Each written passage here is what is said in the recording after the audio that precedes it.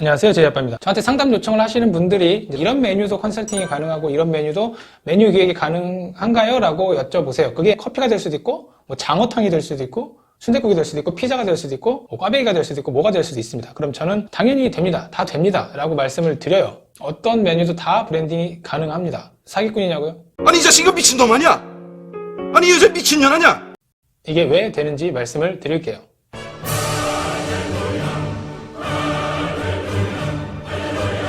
제 유튜브를 보시는 분들이라면 창업 관련 유튜브도 많이 보실 텐데 거기에 굉장히 유명하신 이제 창풀TV라고 있습니다. 그 창풀TV에서 정기적으로 창업 세미나를 여시는데 거기에 제가 뭐 참석하기도 하고 와서 이제 상담도 하기도 하는데 거기에 계신 분들이랑 이제 이런저런 얘기를 하다가 꽈배기집을 운영하시는 분과 얘기를 나눌 기회가 있었어요. 이제 그 테이블에서 나온 얘기가 꽈배기 브랜드, 특히나 이런 꽈배기 브랜드를 만들어서 운영하고 있는 상황에서도 이걸 다시 브랜딩을 할 수 있느냐라는 질문이 나왔습니다. 결론부터 말씀드리면 당연히 됩니다. 안 되는 건 없습니다.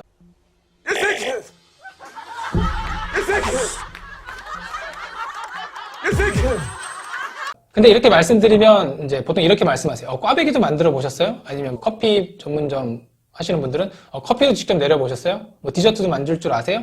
이렇게 말씀을 하시는데 제가 이 모든 메뉴들이 다 브랜딩과 컨설팅이 된다고 말씀을 드린 건 그래 너 음식 전공이고 너도 프랜차이즈 메뉴들 많이 만들고 다 알아. 근데 너보다 음식 잘하는 애들이 얼마나 많은데 네가 그걸 다 할 줄 안다고 라는 표현은 안 하지만 눈빛과 마음이 다 느껴집니다. 제가 어떤 메뉴도 다 브랜딩이 된다고 말씀드린 건 어떠한 메뉴를 팔던 그 매장을 활성화하고 매출을 올리고 브랜드를 확립하는 데 있어서 메뉴가 차지하는 비중이 그렇게 크지 않다라는 거예요. 그러니까 쉽게 꽈배기 예를 들어서 설명을 드릴게요.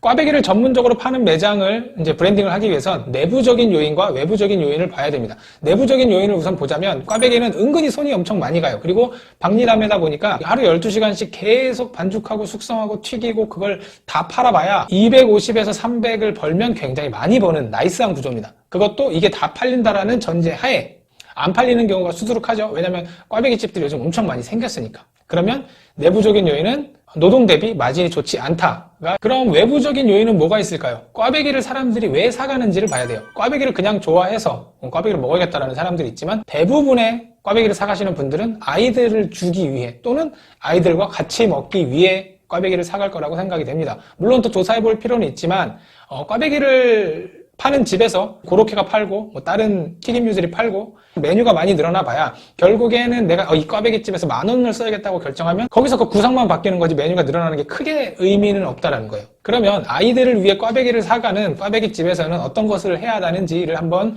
생각을 해보기 전에 질문을 하나 드릴게요. 맥도날드 아시죠? 맥도날드에서 가장 심혈을 기울여서 항상 기획을 하는 메뉴가 뭘까요? 생각할 시간을 좀 드리겠습니다. 4, 3, 2, 1. 바로 해피밀입니다. 왜냐면 해피밀이라는 햄버거는 대놓고 애들한테 팔겠다고 만든 햄버거예요. 해피밀의 퀄리티가 엄청 좋으냐? 그냥 일반적으로 파는 너겟 몇 조가리 그리고 너무 많이 먹으면 살 디룩디룩 찐다고 이미 검증된 감자튀김에다가 싸구려 햄버거를 만들어 놓고 거기에 요즘 트렌디한 캐릭터 장난감을 끼워 파는 겁니다. 겨울왕국이 한창일 때는 엘사랑 그게 누구야? 안나 이런 거 캐릭터 만들어서 햄버거에 끼워 팔고 미니미가 한창일 때는 미니미 캐릭터에서 끼워 팔고 뭐 유행하는 게 없다 그러면 불멸의 아이템 키티나 레고 이런 거 갖다 놓고 햄버거에다 엮여서 해피밀이라고 세트를 팔아버리는 겁니다. 그러면 애들이 이제 이걸 보고 자기 막 해피밀 사달라고 캐릭터 갖고 싶다고 맥도날드 바닥에서 막 브레이크 댄스하고 윈드밀하고 이제 이렇게 되는 거예요. 그러면 안 사줄 수가 없습니다. 어쩔 수 없이 애들을 위해서 해피밀을 하나 사고 자기도 배고프니까 다른 햄버거 사 먹고 이게 전체의 매출 증대로 이어지는 거예요. 왜? 애들을 위해 해피밀을 세팅을 했으니까. 자, 하나 더 볼게요. 아이들한테 완전 핫한 초콜릿 킨디조이입니다. 이 킨디조이 초콜릿은 요만합니다. 계란보다도 좀 작아요. 근데 이게 동네마다 차이가 있고 마트마다 차이가 있겠지만 편의점에서 사왔는데 어디갔니 이거? 없습니다. 편의점에서 하나 1,700원 주고 제가 샀습니다. 그럼 이 킨디조이 초콜릿은 어떻게 판매를 하냐? 이 조그만 계란만한 게 남자아이 버전, 여자아이 버전 두 개가 있어요. 그리고 반으로 쪼개면 초콜릿이 진짜 이만큼 들어있는데 그 초콜릿은 그냥 초콜릿인 거고 그 옆에 진짜 원가 50원도 안 할 것 같은 그지 같은 플라스틱 장난감이 들어있습니다. 근데 애들이 여기에 난리가 나는 거예요. 안 사주면 또 편의점 바닥에서 윈드밀하고 이제 애들이 이러니까 어쩔 수 없이 부모들이 이걸 사주게 되는 겁니다. 그래서 얘네들이 지금 엄청나게 많이 팔리고 있어요. 저도 얼마 전에 저희 딸 250원짜리 추파춥스 하나 사주러 편의점 들어갔다가 1,700원짜리 이거 2개 사갖고 나온 그런 경험이 있는데, 구독과 좋아요. 아무튼 그렇게 우리가 파는 건 초콜릿이고 파는 건 햄버거인데, 애들이 뭘 좋아할지, 애들한테 팔려면 뭘 끼워 넣어야 될지를 세팅을 해서 판매를 하기 때문에 다른 초콜릿보다 많이 팔리고 다른 햄버거보다 많이 팔리는 겁니다. 자, 그럼 본론으로 들어와서 꽈배기 얘기를 다시 해볼게요. 아까 사람들이 꽈배기를 사는 이유가 뭐라 그랬죠? 아이들에게 주기 위해서. 이 말이 제가 초반에 말씀드린 어떠한 메뉴도 브랜딩이 가능하다고 말씀을 드린 거예요. 외식업에서 무엇을 파는지를 중요하진 않아요.